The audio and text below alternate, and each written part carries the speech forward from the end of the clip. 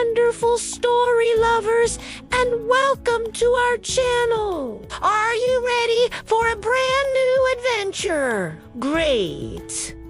Let's dive right in. Once upon a time, in a park bursting with the brightest colors of spring, lived a cheerful little squirrel named Sunny. Sunny had the bushiest tail you've ever seen, and a heart full of sunshine. His most prized possession was a magnificent kite, a rainbow of colors that danced in the wind. One beautiful morning, the sun was shining, the birds were singing, and a gentle breeze was whispering through the trees. It was the perfect day to fly a kite. Sunny scurried down his oak tree, his colorful kite trailing behind him like a superhero's cape. He met his best friends, Mia the mouse and Benny the bunny, near the big green meadow. "Hi, Sunny!" squeaked Mia, her tiny nose twitching with excitement. "What a beautiful kite! It's amazing!" Added Benny, his long ears flopping as he hopped from side to side. "Can we play with you?" "Of course," chirped Sunny. "But first, how about a game of hide and seek?" "It'll be a great warm-up." Mia and Benny cheered in agreement. Sunny looked for a safe place to keep his precious kite. He spotted a sturdy wooden bench near the big oak tree. Perfect, he thought. He carefully tied the red string of his kite to the leg of the bench, making sure it was secure. "You wait right here, Mr. Kite," he whispered. "We'll be back to fly you soon." With his kite safe, Sunny turned to his friends, a playful glint in his eyes. "Okay, I'll be the seeker first." 1.2.3. Mia darted behind a patch of bright yellow dandelions. Her small size making her almost invisible. Benny, with a big hop, tucked himself behind a thick, leafy bush, trying to make his long ears disappear. Sunny finished counting. "Ready or not, here I come." He zipped and zoomed around the meadow, his bushy tail bobbing with every step. It wasn't long before he spotted a tiny whisker peeking out from the dandelions. "Found you, Mia," it giggled. Next, he noticed two long, furry shapes twitching behind the bush. "I see you, Benny," he shouted with a laugh. After a few more rounds of giggles and fun, the friends decided it was finally time for the main event. "Kite time!" Sunny announced, racing back toward the bench. But when they got there, Sunny's happy expression faded. He looked at the bench, then around the bench, then under the bench. His heart sank. The bench was empty. The colorful kite was gone. "Oh, no!" he cried, his voice trembling. "My kite! It's missing!" Mia and Benny rushed to his side. "Don't worry, Sunny," said Benny, patting his friend's shoulder. "We'll help you find it." Mia, with her sharp little eyes, scanned the ground. "Look!" she squeaked, pointing a tiny paw.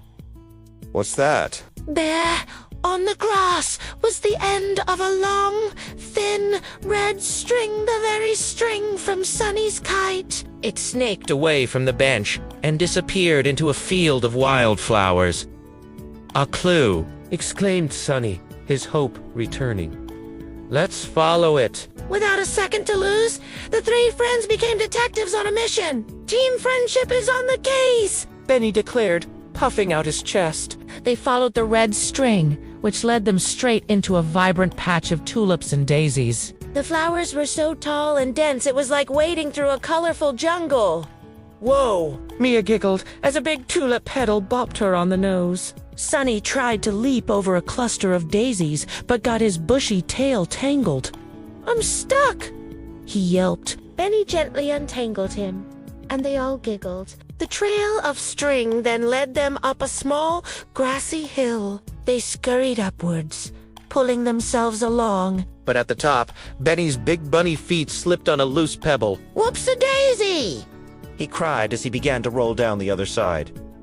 "Benny!" shouted Sunny and Mia. Like a fluffy bowling ball, Benny tumbled down the hill, landing in a soft pile of leaves at the bottom, completely dizzy but unharmed. I'm okay. They cried out, shaking his head. And look, the string is still here. Sunny and Mia carefully slid down the hill to join him, laughing at their silly, tumbling adventure. The red string continued, leading them toward a tall, old apple tree at the edge of the meadow. As they got closer, they heard a strange caw. Caw! Sound from above. Tay looked up and their eyes went wide. There, perched on a high branch, was a big, black crow. And what was the crow doing? It was pecking and poking at something bright and colorful. It was Sunny's kite. The crow had the other end of the red string tangled around its foot. Hey! That's my kite! Sunny shouted up at the bird. The crow, startled by Sunny's shout, let out a loud caw and hopped around on the branch. This made the kite wiggle and dance in the air. Benny had an idea. He started doing his funniest bunny hop, wiggling his nose and flopping his ears dramatically. Mia joined in, squeaking and spinning in tiny circles. Sunny, seeing what his friends were doing, started chattering and waving his tail around like a windmill. The crow looked down at the silly spectacle, completely confused. It hopped one way, then the other, trying to figure out what was happening. In all the commotion, the crow's foot slipped and the red string came loose. The kite was free. It fluttered down from the tree, drifting gently on the breeze like a colorful feather. Where did it? Cheered Mia.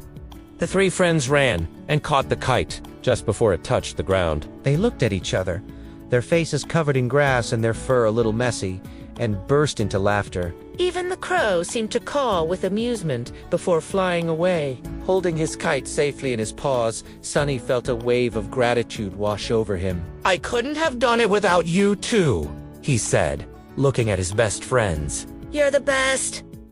Benny puffed out his chest. That's what friends are for, he said proudly. Now, what are we waiting for? Mia squeaked.